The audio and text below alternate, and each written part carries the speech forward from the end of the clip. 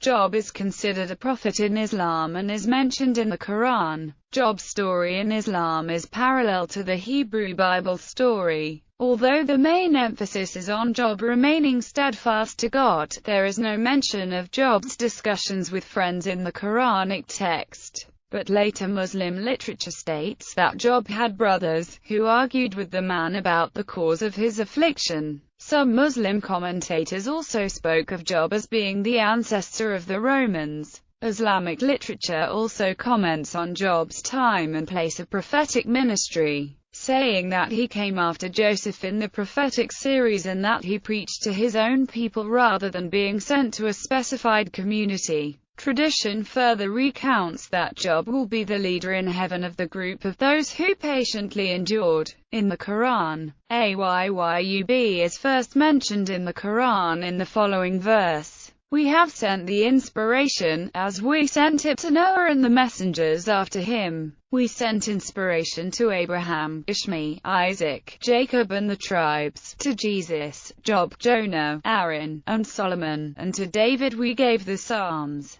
Quran, Surah 4, Ayah 163. The Quran describes Job as a righteous servant of Allah, who was afflicted by suffering for a lengthy period of time. However, it clearly states that Job never lost faith in God and forever called to God in prayer, asking him to remove his affliction. And Job, when he cried unto his Lord, Lo, adversity afflicteth me, and thou art most merciful of all who show mercy. Quran, Surah 21, Ayah 83. The narrative goes on to state that after many years of suffering, God ordered Job to strike with thy foot. At once, Job struck the ground with his foot and God caused a cool spring of water to gush forth from the earth, from which Job could replenish himself. The Quran states that it was then that God removed his pain and suffering and he returned Job's family to him, blessed him with many generations of children and granted him great wealth. In addition to the brief descriptions of Job's narrative, the Quran further mentions Job twice in the list of those whom God had given special guidance, wisdom and inspiration, and as one of the men who received authority, the book and the gift of prophethood. He returned Job's wealth and showered Job with gold. Once Job's wife had seen her husband restored to prosperity and health, she prayed thanks to God but then worried over the oath her husband had taken earlier, in which he had promised to beat her with 100 strokes. Job was also deeply grieved over the oath he had taken, amidst his suffering. God, however, sent a revelation to Job, which told him to not beat his wife but to gently hit her with a bundle of soft grass. Quranic commentary and Muslim tradition. Ibn Kathir narrates the story in the following manner. Job was a very rich person with much land, and many animals and children, all of which were lost, and soon he was struck with disease as a test from God. He remained steadfast and patient, so God eventually relieved him of the disease.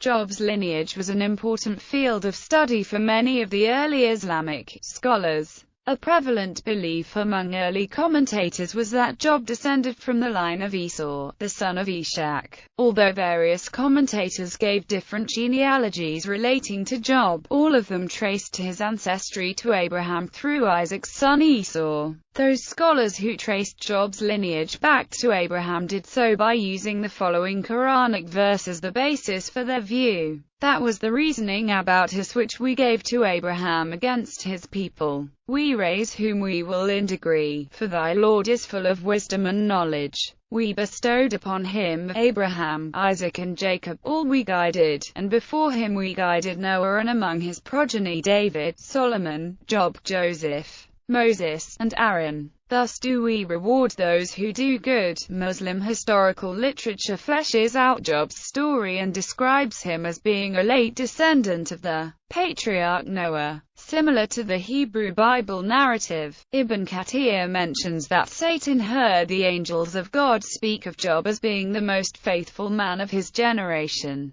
Job, being a chosen prophet of God, would remain committed in daily prayer and would frequently call to God, thanking God for blessing him with abundant wealth and a large family. But Satan planned to turn the God-fearing Job away from God and wanted Job to fall into disbelief and corruption. Therefore, God allowed Satan to afflict Job with distress and intense illness and suffering, as God knew that Job would never turn away from his Lord. Although Job's possessions were destroyed and he suffered many calamities, he remained steadfast in his worship of God and remained committed to his religion. Satan then appeared to Job in the guise of an old man and suggested that God was not rewarding Job for his prayer. Job, however, rebuked Satan and told him that God is all-knowing and does what he thinks is best. It is said that then Satan, having failed at tempting Job, turned to Job's wife, who was also a faithful woman. Satan reminded Job's wife of her life before Job's affliction and how they were abundant in family and fortune. Job's wife, although she did not lose faith, burst into tears and asked Job to tell God to remove this suffering from the household.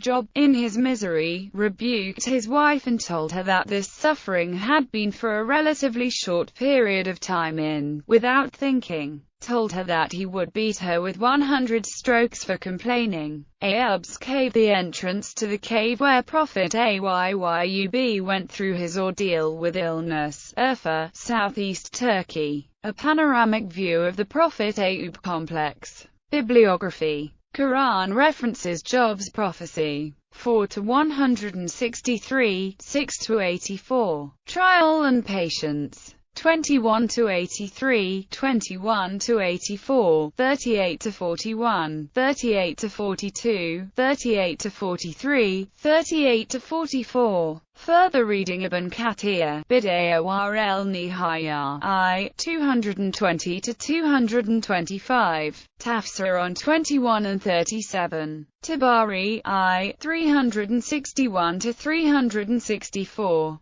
Thalabi, Tales of the Prophets, Cairo 1339, 106-114. Kisowi, Stories of the Prophets, 179-190. Ibn Asakir, Tariq al-Kabir, I, 190-200.